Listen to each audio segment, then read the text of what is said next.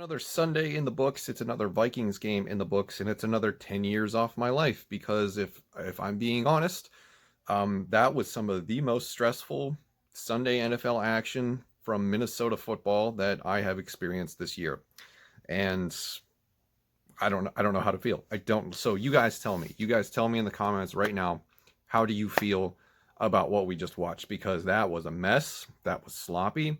I'm glad we got the W. I'm always glad to win games. Always glad to win games. You know, it's much better to sit here and film this, having won, being 6-6. We beat a 1-10 team, than it is to film a video at 5-7, having lost to a 1-10 team. Right. So at least we're on this side of the outcome. But still, at the same time, wow, what a mess. So it just you, these last 3 weeks, we entered this 3-game homestand, right? Everybody was like, we just rattled off 3 wins against the Bears and the Lions and the Packers.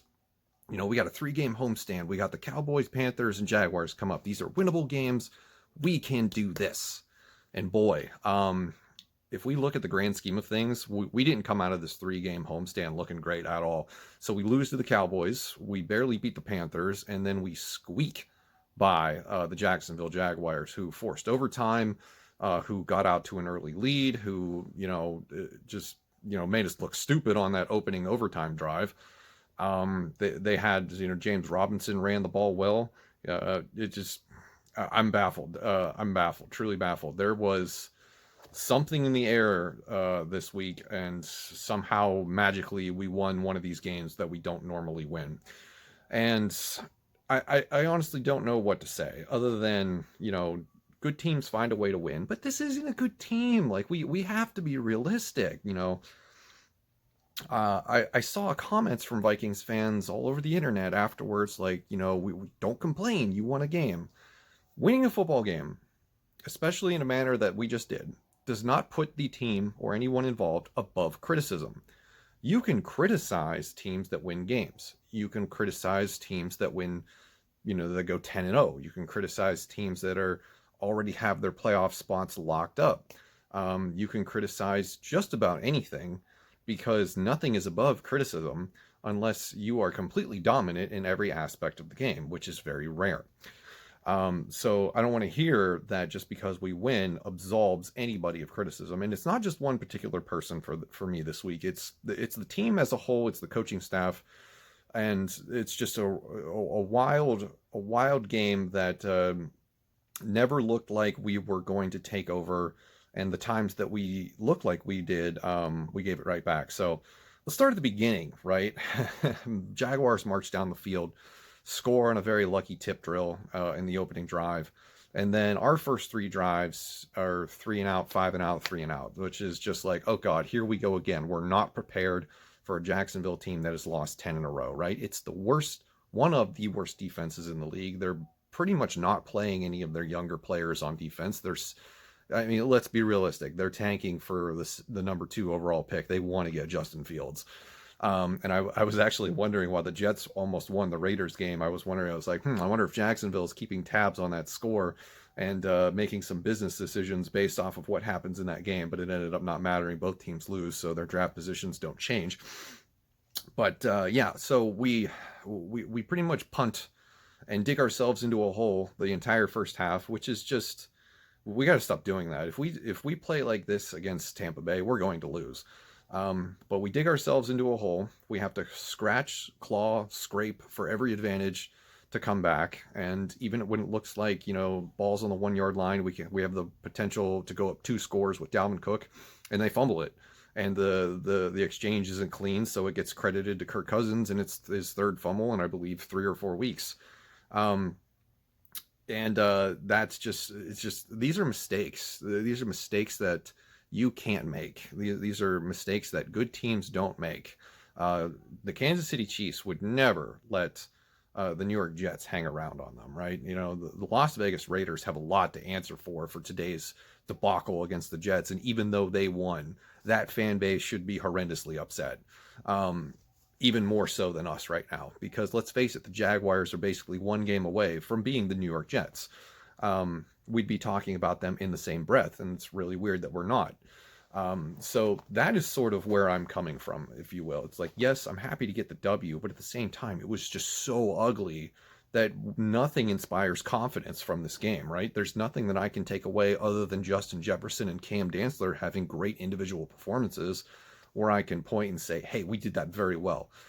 Special teams for once again, Chris Boyd needs to be cut. I don't know what it is about him, but he cannot play special teams. He's had 4 penalties on special teams in 4 straight weeks.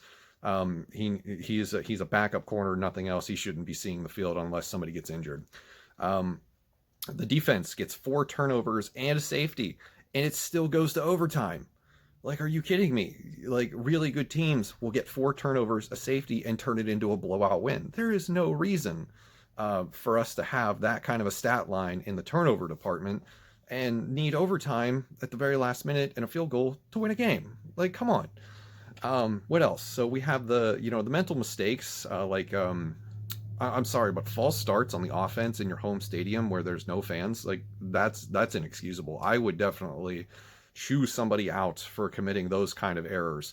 And then the Kirk Cousins pick six. It's the second time, I believe, 2 straight weeks where we open the second half with an offensive play that results in a defensive touchdown. Last week was a scoop and score for Jeremy Chin. This week it's a pick six for Jacksonville.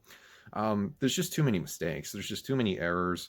There's coaching philosophy questions that we even have to address. Like, why in the first half does Justin Jefferson have 2 targets? He's the goddamn rookie of the year, or he's gonna be anyway. He's on pace to potentially set the rookie record for receiving yards. All he has to do is keep pace, and he'll pass Anquan Bolden.